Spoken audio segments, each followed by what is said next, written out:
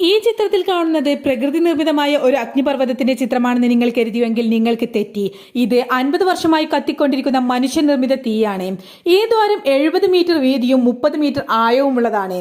ഇതിന്റെ ചരിത്രം തുടങ്ങുന്നത് 1971-ലാണ്. 1971 സോവിയറ്റ് ജിയോളജിസ്റ്റുകൾ തുർക്ക്മെനിസ്ഥാനിലെ കാരക്കം മരുഭൂമിയിൽ എണ്ണ തേടുന്ന സമയം.